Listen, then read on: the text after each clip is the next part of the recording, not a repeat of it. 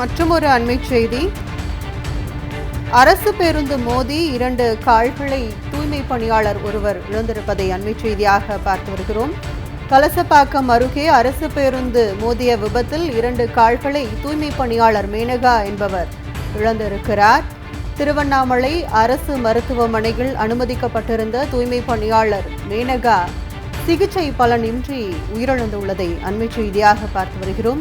நீதி கேட்டு உயிரிழந்த மேனகாவின் 3 குழந்தைகளுடன் தூய்மை பணியாளர்கள் திருவண்ணாமலையில் தர்ணாவில் ஈடுபட்டு வரும் காட்சிகளை தற்போது பார்த்து வருகிறோம். திருவண்ணாமலை அரசு மருத்துவமனையில் அனுமதிக்கப்பட்டிருந்த தூய்மை பணியாளர் மேனகா சிகிச்சை பலனின்றி உயிரிழந்த நிலையில் நீதி கேட்டு உயிரிழந்த மேனகாவின் குழந்தைகளுடன் தூய்மை பணியாளர்கள் திருவண்ணாமலை அரசு மருத்துவமனை முன்பு தர்ணா போராட்டத்தில் ஈடுபட்டு வருவதை அண்மை செய்தியாக பார்த்து வருகிறோம். கூடுதல் விவரங்களை திருவண்ணாமலை செய்தியாளர் செல்வம் வழங்க கேட்கலாம். வணக்கம், கூடுதல் விவரங்கள்.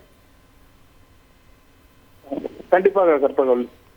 திருவண்ணாமலை அடுத்த கலசப்பாக்கம் அருகே 2 அரசு பேருந்து 3 தினங்களுக்கு முன்பு மோதிக்கொண்ட விபத்தில் 20க்கும் மேற்பட்டோர் காயமடைந்து திருவண்ணாமலை அரசு மருத்துவக் கல்லூரி மருத்துவமனையில் சிகிச்சை பெற்று வந்தனர்.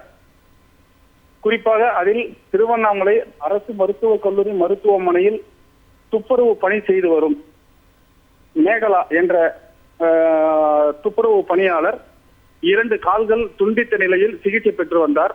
3 தினங்களாக அவருக்கு எந்த விதமான சிகிச்சையும் அளிக்கவில்லை என உறவினர்கள் குற்றம் சாட்டி வருகின்றனர். அவர் சிகிச்சை பலனின்றி இன்று இரவு காலமானார்.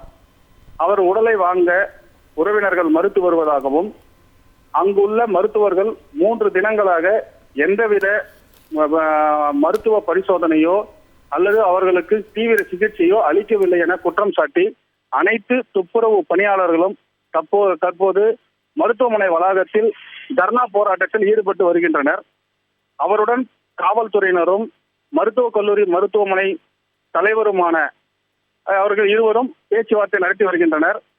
அவர்களுக்கு அந்த துப்புரவு பணியாளர் பணி செய்து வரும் கிறிஸ்டல் என்ற நிறுவனம் அவர்களுக்கு நிவாரணம் வழங்க வேண்டும் என்றும், அவர்கள் குழந்தைகள் 3 குழந்தைகள் உள்ளது, குழந்தைகளுக்கு அரசு பணி இல்லை, அரசு உதவிகள் ஏதாவது செய்ய வேண்டும் என மருத்துவக் கல்லூரி வளாகத்தில் தற்போது தர்ணா போராட்டத்தில் ஈடுபட்டு வருகின்றனர்.